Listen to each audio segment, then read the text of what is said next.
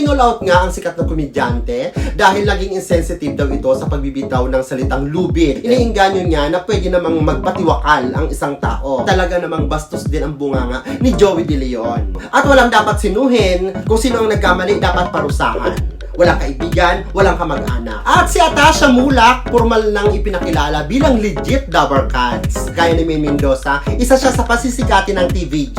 Naku, sigurado yan. Ito ay pangtapat lamang sa kabilang istasyon, sa kambal nila Carmina Villarreal at Sorin Legaspi, na sila Cassie at Mabi. Hello! Welcome back to my channel! Magandang araw! At kung anong oras naman ako napapanood ngayon, ako, tapusin niyo po yan!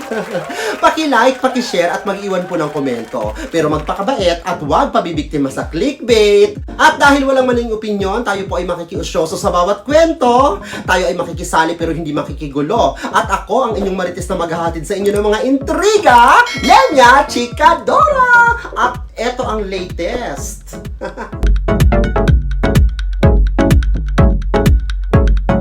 Joey De Leon naging insensitive daw sa pagbibitaw ng joke. Naku, kinall out nga ang sikat na komedyante dahil naging insensitive daw ito sa pagbibitaw ng salitang lubid. Dahil sa isang segment doon ng Give Me 5 kung saan ay magbigay daw ng mga bagay na isinasabit sa leeg.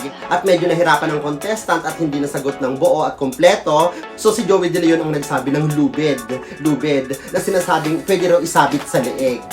Nako, kung iisipin, parang double meaning. Kasi kung diretso at mabilis kang mag-isip, iisipin mo na iniinganyo niya na pwede namang magpatiwakal ang isang tao. Diba? Mga ganun ang sinasabi ng mga netizen. Pero syempre, sa mga panatiko ng EAT, lalo kay Joey De Leon, syempre iisipin nila at sasabihin nila na hindi naman big deal ito. Kumbaga, wala naman daw masama. Kasi hindi naman sinabi kung sa tao talaga isasabit, pwede naman daw kasing sa hayop. Mga ganun ang mga rason. Sinasabi nila na pwede naman at normal na isinasabit ang lubid sa leeg, lalo na sa mga hayop. Diba? Tinatalian sa leeg ang kalabaw, ang baka, ang kambing, para minsan itatali sa puno. Diba? Yun ang mga sinasabing malawak na paliwanag ng mga pabor kay Joey De Leon.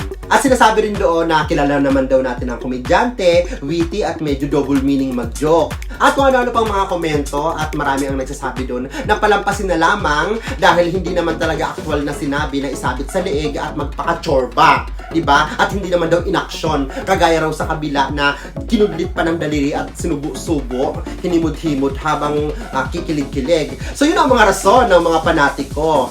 Pero syempre sa mga hindi pabor, kaliwat ka ng mga negatibong komento ang ibinato sa komedyante. Sinasabing insensitive daw ang komedyante at nag-iinganyo na pwede naman daw magpakatiwakal ang isang taong nawawalan na ng pag-asa at may mental health. Mga ganon. Direkta na nilang sinasabi yon. Imbis na daw napayuhan natin, bigyan ng kaliwanagan ang pag-iisip, mag-iinganyo pa tayo ng mga ganitong gawain. Hindi naman daw talaga maganda yon. At sinasabi rin doon na simulat sa poll mula noon pa daw, talaga namang bastos din ang bunganga ni Joey De Leon. At ikinumpara pa nila kay Vice Ganda na kung si Vice Ganda daw hindi pwede, bakit si Joey De Leon daw pwede. Mga ganon. So, ito ay mga kontrahan na lamang na magkabilang panig, panatiko laban sa panatiko, tagahanga ng Showtime versus sa tagahanga ng AAT, o sa tagahanga rin ng Itbulaga sa kabila. So, parang sumbungan, bantayan, ito na lang yung nangyayari sa mga show ngayon.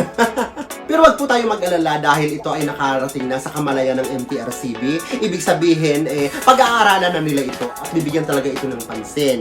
Kung sino ang nagkamali, parurusahan. At mag-antay lang po tayo, wag lang po tayong atat. Kasi pag-aaralan yan, hindi naman yan agad-agad. Kasi diba, kung inyong matatandaan, sinabi ni Chairman Lala Soto noon, na marami nang naging violation ng Showtime bago pa nila ipinatawag nitong huli na may icing incident.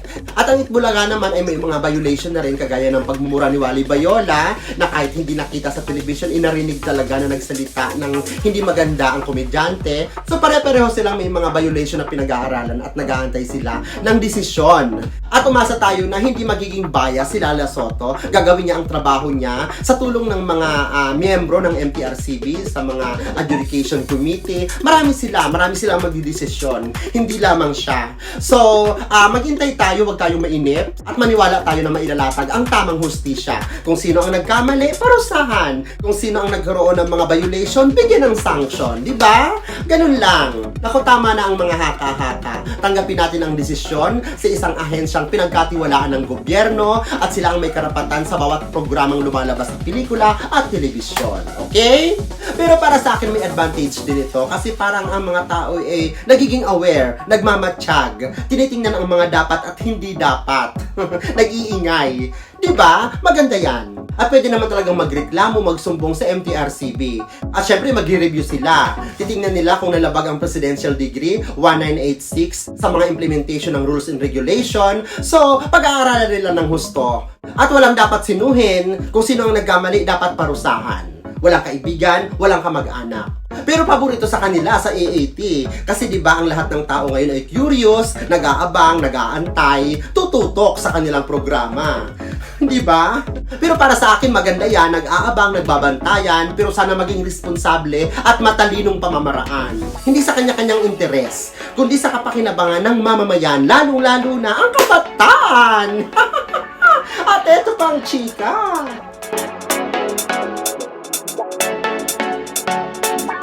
At si Atasha Mulak, formal nang ipinakilala bilang legit Dabber Cats.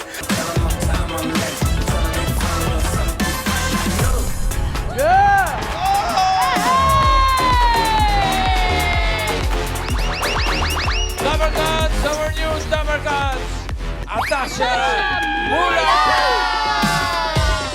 Ayan, ipinakilala na nga sa EAT ang anak ni Aga Mulak at Charlene Gonzalez na si Atasha Mulak. Naku, marami ang nagsasabi, napakaganda daw ng bata.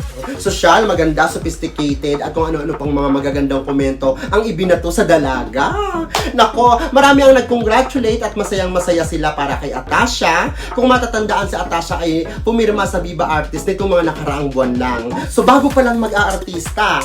Kasi nga, pinayagan daw ito nila Aga Mulak at Charlene Gonzalez. Pero sa isang kondisyon, pwedeng mag-artista pero tatapusin muna ang pag-aaral. Eh maganda ito!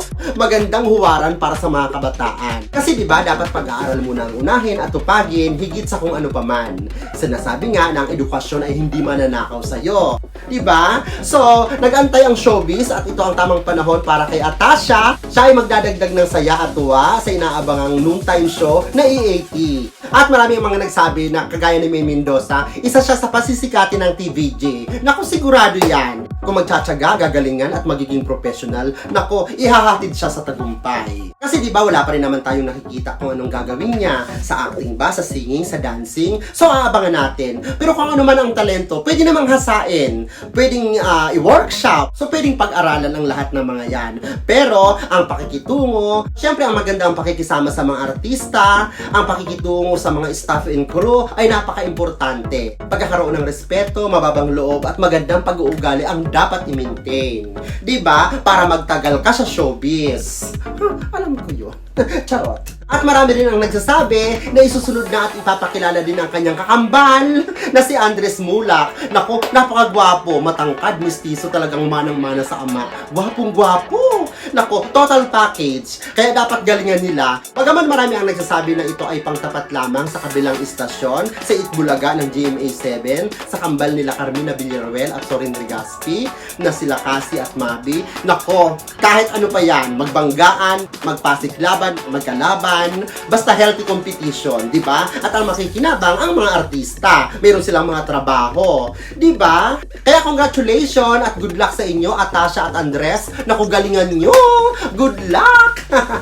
At yan lamang po ang ating mga chismax for today. Maraming salamat at mag-iingat po tayo kung saan man po tayo naroroon.